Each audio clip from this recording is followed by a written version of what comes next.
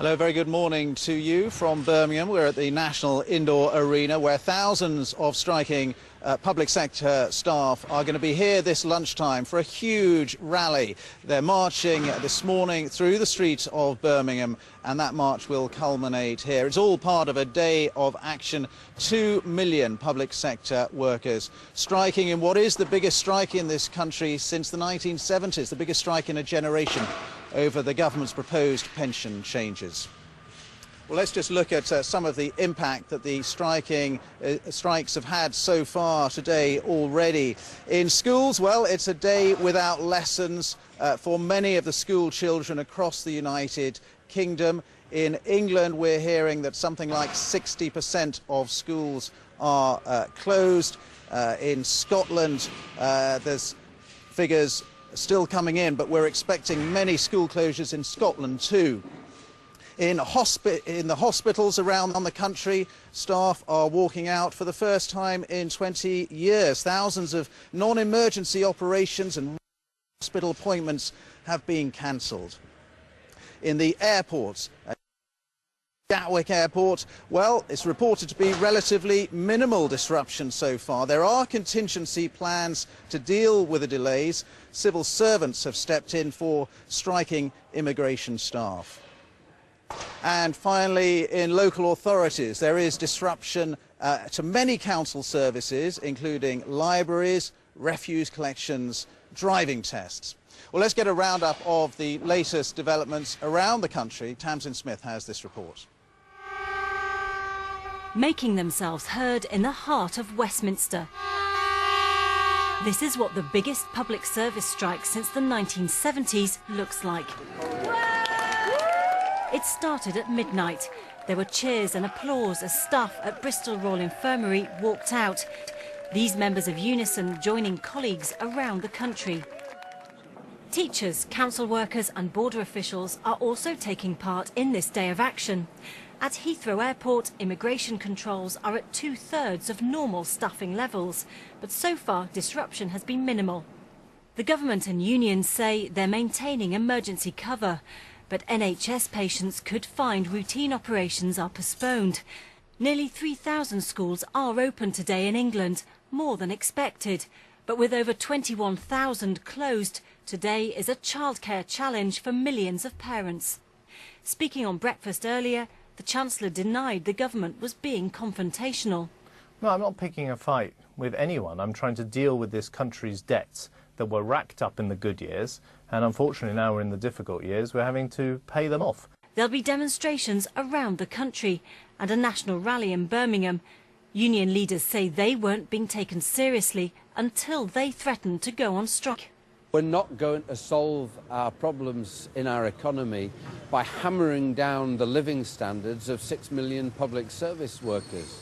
What our economy actually needs is demand and some confidence. That's what's going to build an economic recovery. Even some staff at the Houses of Parliament are on strike, and Labour say the government should be held to account for today's industrial action.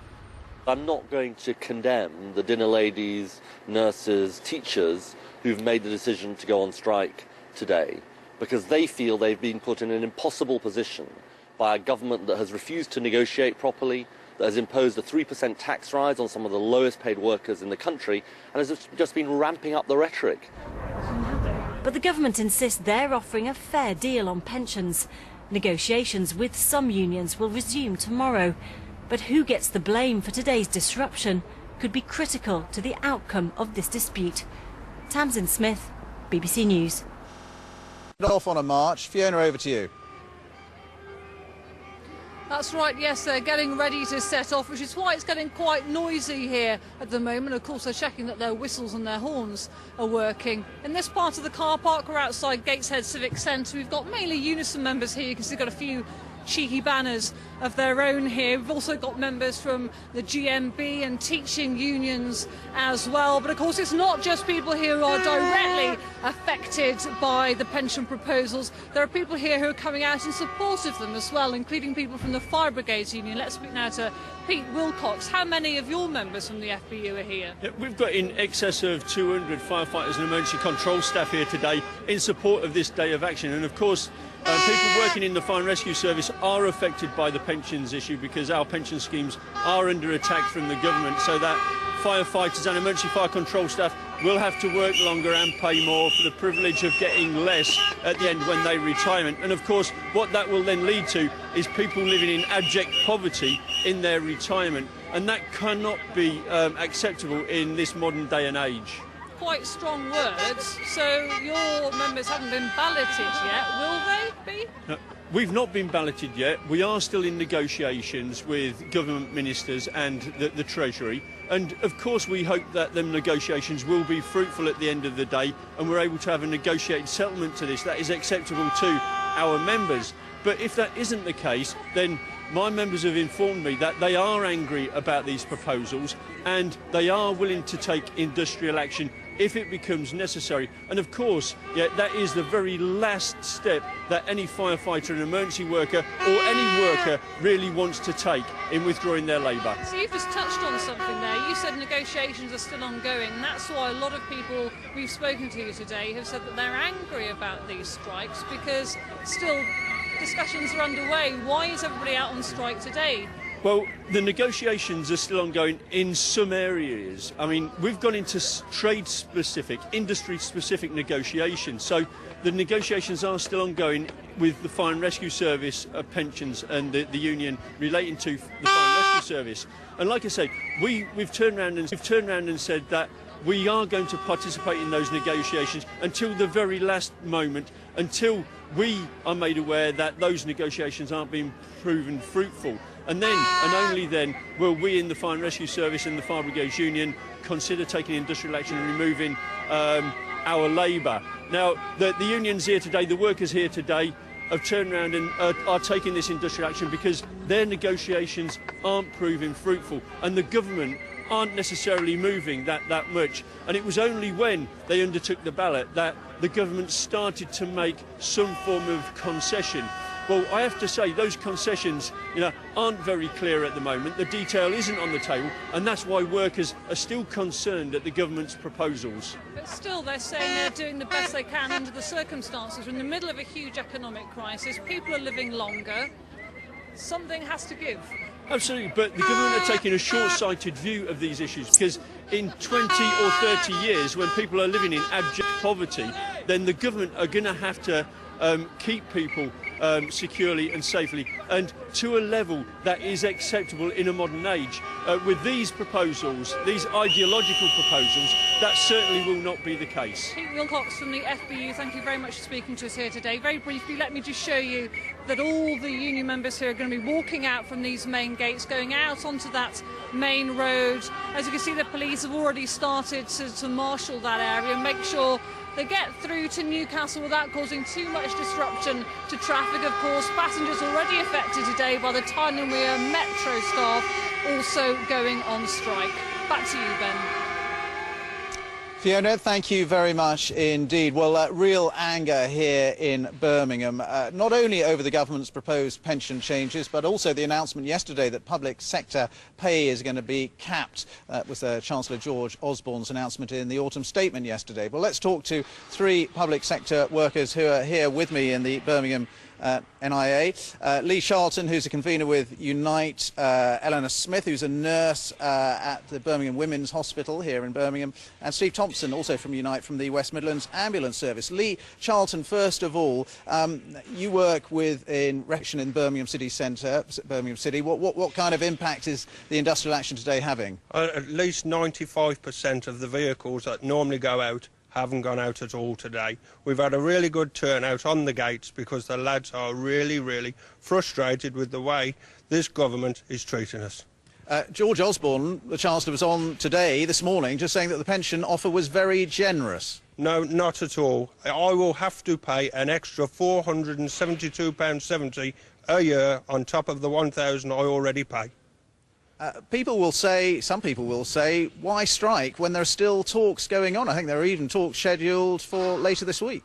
They've only just started to talk once we come to this action. They are just taking no notice of anything we do or say at the table. Eleanor Smith, you're a nurse. You're also from Unison. I think you're going to be here today. Why are you on strike? Again, like Lee says, it's about our pensions. They're expecting us to increase the pension and we're going to get absolutely nothing at the end of it.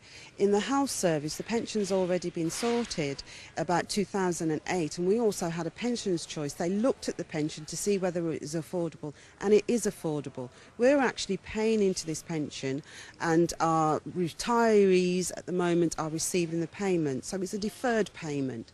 What the government is basically doing is saying to us that we want you to pay more, work longer and get less. At the end of it, we will be expected to work for longer and pay more into it and get nothing at the end of it, because it's not going into the pension pot, it's actually going in to pay off the deficit which the bankers have caused. The Education Secretary, Michael Gove, was saying that some of the union leaders behind this strike are, quote, militants itching for a strike, itching for a fight.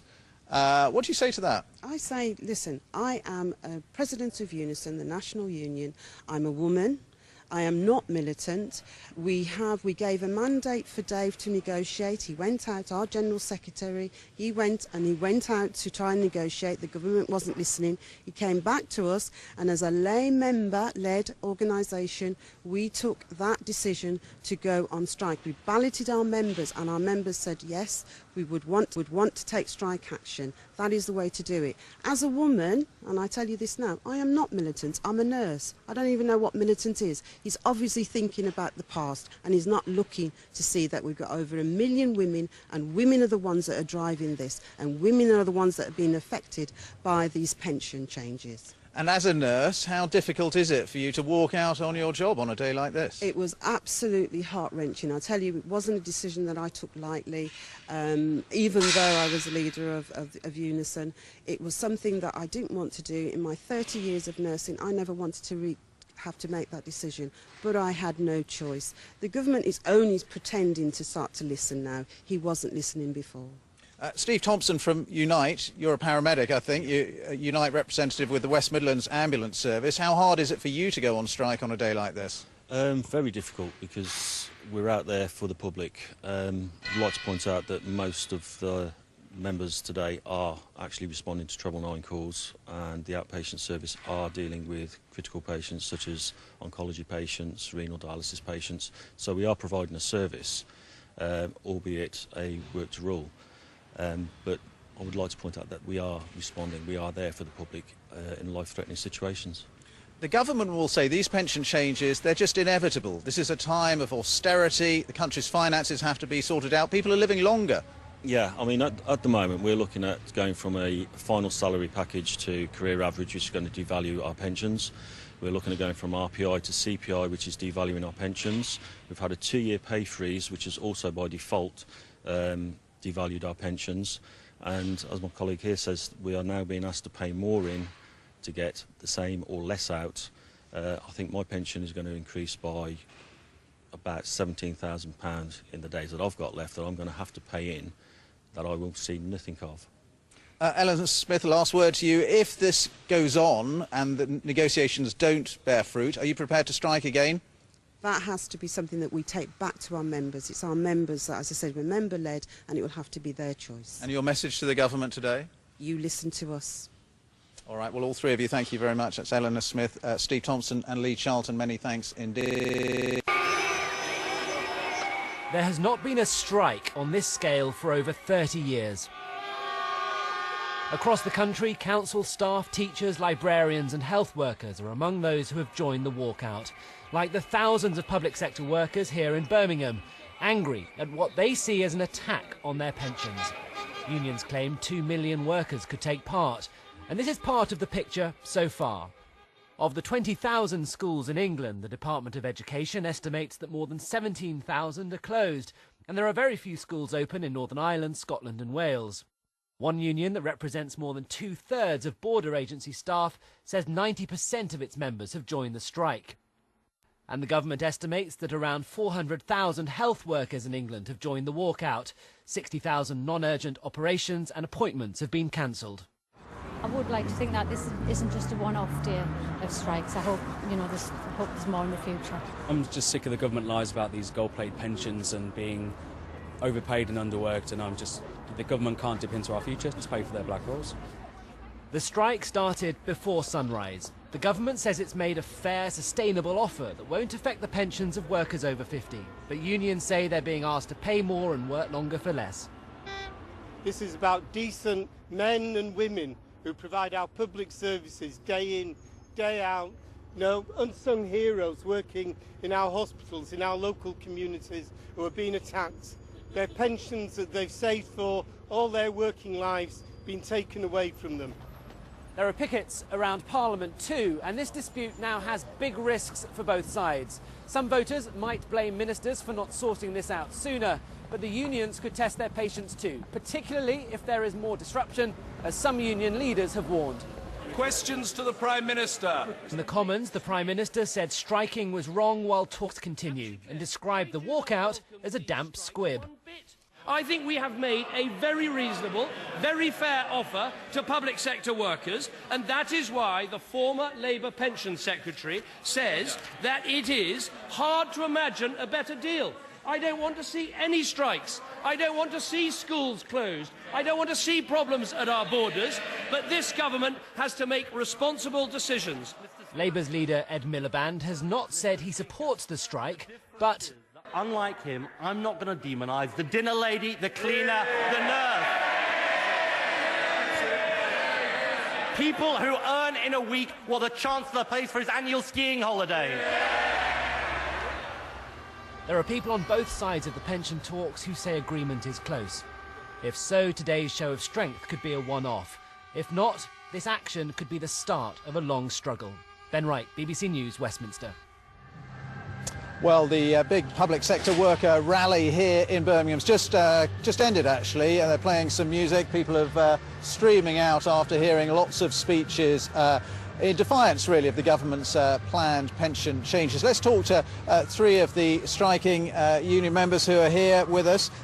We've got Katrina Gilman, who's from Unison, who works for the West Mercia Police. We've got Joe Morgan, Regional Secretary of the GMB, and Charlie Friel from Unison as well. Katrina, first of all, why are you on strike? Why is it important to have this strike? Because the government say you're still talking. The problem being is they've spoken an awful lot in the press about what they've put on the table, but actually bringing a real offer to the table they've not done. We spent 8 months trying to negotiate. We spent 8 months trying to seek a deal, of which it looked like none was coming. Now they only announced, after our ballot was already in, actually, that there's a deal on the table, but they've still not brought those people to the table. Francis Maud says good progress is being made, that today's action is indefensible, in his words. However, our union leaders are telling us that good progress is not being made, that actually having people sat around a table and telling them what you're going to do is not negotiation. All right, Joe Morgan from the GMB, isn't the wider point that we as a country are in a terrible state economically? Everyone's got to make a sacrifice, including public sector workers with their pensions. Well, we know what the state of the economy is in at the moment, and we're not saying that no sacrifices should be made, but it's the type of sacrifice that the government is suggesting. What they're saying is that through no fault of the public servants workers in this country, it wasn't their fault that the economy's gone the way it is, and yet they're expecting our members to pay 3% extra into a pension scheme and not get anything from it. That's going to go right to the Treasury to pay off the deficits. And although we recognise that there is major problems within the country, we're saying to the government, get round the table, talk to us properly, and we'll listen and we'll see what we can do. But the only reason we're on strike today is because of the government's intransigence, total intransigence. Well, actually, from the government, Michael Gove, the Education Secretary, said some of your leaders in this have been militants, quote, itching for a fight. What do you say to that? Well, we're certainly not itching for a fight, and none of our members want to go on strike. They all lose a day's pay, and that's how strongly they feel about it. They're prepared to lose a day's pay. And, I mean, this is coming from a man who I saw on television earlier this week, him on a picket line. So in the past, he's actually defended his rights. And what we're saying is that our members have got just the same right to defend their rights as well. OK, Charlie Friel from Unison. Do you think there could be more industrial action if you don't get your way on pension reform and the talks that are going on with the government? Well, I hope there wouldn't be any more industrial action. I don't want to strike anymore, and my members don't want to strike anymore. But we will take more strike action if necessary. And I think what I also need to point out to you as well is that elsewhere in the city, people are taking strike action, not just over the pensions. Okay, in Birmingham City Council, we're taking strike action over the contract that they've imposed, and in Connections in Birmingham City Council, where I work, okay, my members are taking strike action today to protect jobs and services. I work in an organisation that helps young unemployed people find work, jobs, college and training. But what the City Council is doing to my service is they are cutting 85% of delivery staff, they are closing every office bar one, in a time where we have record levels of high youth unemployment. And Birmingham is higher youth unemployment than the rest of the country. In some parts of Birmingham, it is 30–40% levels of youth unemployment. But what's this council doing about it? What's this government doing about it? But the government might say unemployment will just get worse if they don't cut the deficit. Unemployment will get worse if you scrap the jobs and shut down the services that provide help and advice to young unemployed people. We help them seek out jobs. We help them do application forms and CVs. We help them prepare for job interviews. And where will they get that help? The short answer is they won't get that help.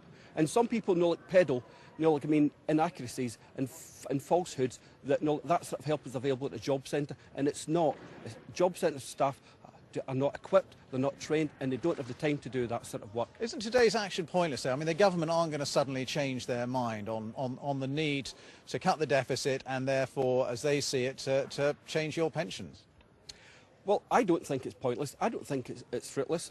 You've seen, since all the yes ballots started to come back, that they've started to be slight, minor concessions from the government, and we will keep pushing them, and we will keep pushing them until we get more concessions. The concessions they've offered so far are minor and trivial and really only tinker with the edges. They need to come back with far more serious proposals than what they've done so far. All right, grateful to all of you, Charlie Friel, Katrina Gilman and Joe Morgan. Many thanks indeed for talking to us.